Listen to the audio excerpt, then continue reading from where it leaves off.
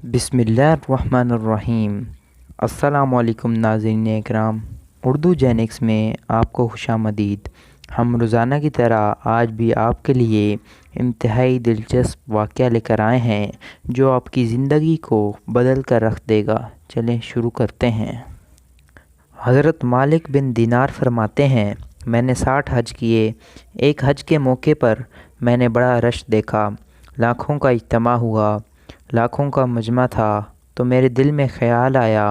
मैंने कहा, ए अल्लाह, इतने लोग आए हैं, इनका हज कबूल भी हुआ है कि नहीं?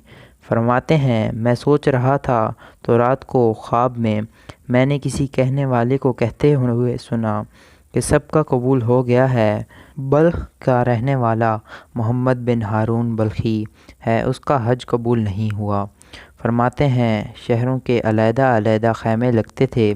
जैसे अब भी आप हज करने जाएं तो पाकिस्तानियों की रिहाइशें अलहदा होती हैं, इंडियंस की अलग, बांग्लादेश की अलग, सब लोगों के अलग अलग रिहाइशें होती हैं। झंडे लगे हुए होते हैं मुल्कों के। कहते हैं, मैंने सवेरे उठकर ढूंढना शुरू कर दिया, ढूंढता हूँ वो बंदा मिले। कहते हैं, जहाँ बल्ख शहर के लोग रहते थे वहाँ चला गया तो मैंने लोगों से पूछा, तुम में मोहम्मद बिन हारून बल्खी कौन है? लोग कहने लगे, वो तो बड़ा नेक आदमी है, परहेज़गार है और बड़ा नेक है। अच्छा, कहाँ है? उन्होंने कहा, पहाड़ के पीछे उसने खैमा लगाया हुआ है, सारी रात इबादत करता है, सारा दिन रोज़ा रखता है। फरमाते हैं, मैं उन लोगों की बात सुनकर हैरान हो गया कि मुझे क्या बताया गया, ये क्या कह रहे हैं। फरमाते हैं, मैं पहाड़ के पीछे गया। हज़रत मालिक बिन दीनार रहमतुल्लाह अलैह फरमाते हैं, जब मैं वहाँ पहुँचा तो मैंने उस शख्स को मुसल्ले पे बैठे देखा। कसरत इबादत के आसार उसके वजूद पर नज़र आ रहे थे।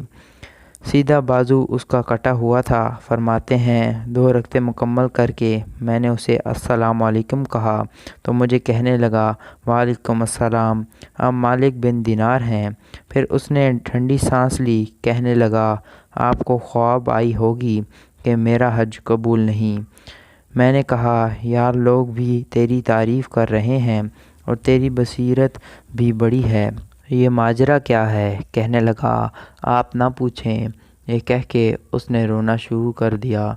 देर तक रोता रहा। मैंने कहा, नहीं यार, तू बता। कहने लगा, नहीं, आप ना पूछें, आप नाराज़ होंगे।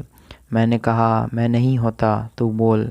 कहने लगा, हजूर, 24 साल हो गए मुझे हज करते हुए। 24 साल 24वां हज है और हर साल कोई अल्लाह का वली आके बताता है कि जा, चला जा, तेरा कबूल नहीं है। मैंने कहा, तेरी गलती क्या है? कहने लगा, मैं अपनी माँ का नाफरमान हूँ। मैंने कहा, वाक़ई क्या हुआ? कहने लगा, हज़रत अल्लाह ने मुझे दौलत दी, माल दिया, ज़मीनें दी तो मैं आयाश हो गया। इमाम मालिक बिन दीनार रहमतुल्लाह अलैह फरमाते हैं, मुझसे कहने लगा, पैसे आए तो मैं अय्याश हो गया। रमज़ान का महीना था। असर के बाद मेरी अम्मा अफ्तारी की तैयारी कर रही थी। मैं गया, मैंने कहा, शराब पी हुई है, अम्मा रोटी दे। अम्मा ने कहा, शर्म कर शर्म, रोज़ा रखा नहीं तो जिन्होंने रखा है उनका तो ख्याल कर। कहते हैं, अम्मा की बात का मुझे गुस्सा लगा। अम्मा ने जब कहा शर्म कर तो मुझे गुस्सा आया। मैंने अम्मा को थप्पड़ मारा और मेरी अम्मा जलते हुए तंदूर में गिर गई। लोगों ने मुझे पकड़ के अंदर बंद कर दिया। कमरे में सारी रात मैं शोर सुनता रहा, पर नशे में धुंध रहा। सवेरे आँख खुली तो मेरी बीवी बैग बांध रही थी। मैंने कहा, कहाँ जा रही हो? कहने लगी, जो माँ का नहीं बना मेरा कैसे बनेगा? मैंने कहा, मेरी अम्मा कहाँ है? जवाब मिला, वो तो लोगों ने रात को ही दफन कर दी। तड़प में कहने लगा, मुझे क्यों नहीं बताया? कहते हैं, लोग कहने लगे, तेरी मरती हुई माँ कह गई उसे मेरा मुंह न देखने देना, मेरे जनाजे के करीब ना आए। हज़रत मालिक बिन दीनार फरमाते हैं, जब उसने ये बात सुनाई तो मैंने भी उसके मुंह पर थप्पड़ मारा। मैंने कहा, तू इसी काबिल है। कहते हैं, वो रोने लगा, हजूर दुआ करें अल्लाह मुझसे राज़ी हो जाए। कहने लगा, जब माँ के इंतकाल की खबर मिली तो मैंने कुल्हाड़ी लेकर वो हाथ काट दिया जिससे माँ को मारा था। मैंने सारी जायदाद खैरात कर दी। 24 साल हो गए हैं, रात को नमाज़ पढ़ता हूँ, रोज़ा रखता हूँ, हज करता हूँ, और हर साल कोई आके कहता है जा दौड़ जा, तेरा कोई नहीं कबूल होगा। हजूर दुआ करें मालिक राज़ी हो जाए। फरमाते हैं मैं थप्पड़ मार के आ गया। मैंने कहा तुझसे राज़ी हो जाए इतने जालिम से। इमाम मालिक फरमाते हैं रात को आके सोया तो मुझे ख्वाब में रसूल पाक सल्लल्लाहु अलैहि वसल्लम का दीदार हुआ। नबी पाक सल्लल्लाहु अलैहि वसल्लम ने फरमाया मालिक तू उसे मायूस क्यों कर आया है, अल्लाह तो बड़ा मेहरबान है। कहा हजूर माँ के नाफरमान को माफ़ी कैसे मिलेगी? तो इमाम मालिक फरमाने लगे नबी करीम सल्लल्लाहु अलैहि वसल्लम ने फरमाया जा उसे जाकर बता दो तुझे क़यामत में तेरी माँ ही की वजह से बख्श दिया जाएगा। कहा हजूर अम्मा की वजह से किस तरह? तो महबूब सल्लल्लाहु अलैहि वसल्लम फरमाने लगे उसकी माँ क़यामत में उसके ख़िलाफ़ मुकदमा दायर करेगी रब करीम की अदालत में, ए अल्लाह मैंने जिगर का खून पिलाकर इसे पाला और इसी ने मुझे कत्ल किया।